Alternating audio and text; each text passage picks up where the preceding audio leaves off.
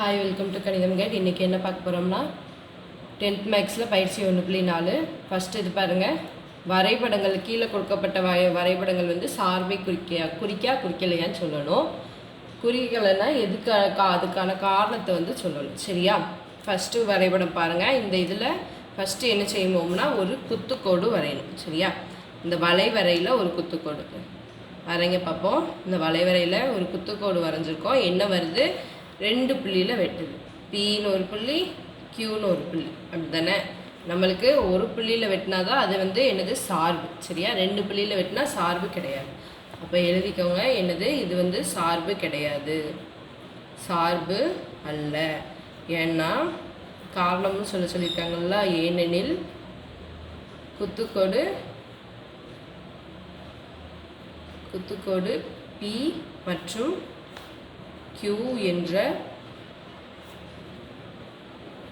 புள்ளிகளில் வெட்டுகிறது. சரியா? வெட்டுகிறது.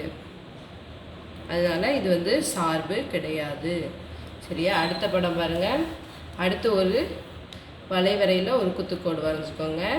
வரைஞ்சா நம்மளுக்கு என்ன வருது? ஒரே ஒரு இதில் தான் வெட்டுது. அப்படி தானே? பிங்கிற புள்ளியில் மட்டும்தான் வெட்டுது. அப்போது நம்மளுக்கு இது என்னது? சார்பு தான். சரியா? குத்துக்கோடு வந்து என்னது? பி என்ற புள்ளியில் மட்டும் வெட்டுகிறது. பி என்ற புள்ளியில் மட்டும்தான் வெட்டுது.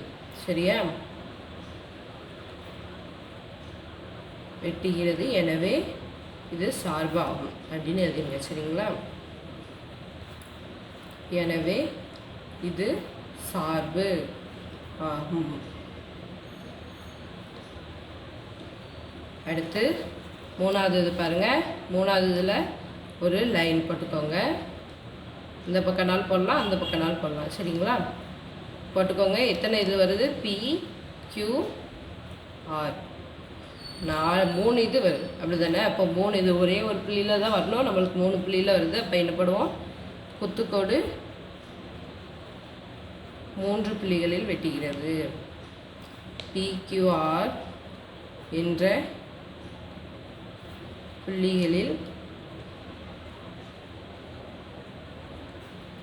வெட்டுகிறது. எனவே சார்பு அல்ல. சார்பு அல்ல. சரியா? அடுத்தது பாருங்க. அடுத்த வரைபடத்தில் ஒரு கோடு வரைஞ்சிக்கோங்க. இதில் பிங்கிற புள்ளி மட்டும்தான் வருது. அப்போது இது வந்து நம்மளுக்கு சார்பு தான். சரியா? அப்போ குத்துக்கோடு பி என்ற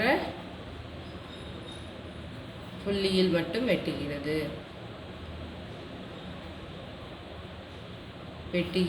எனவே இது சார்பு ஆகும். சரியா?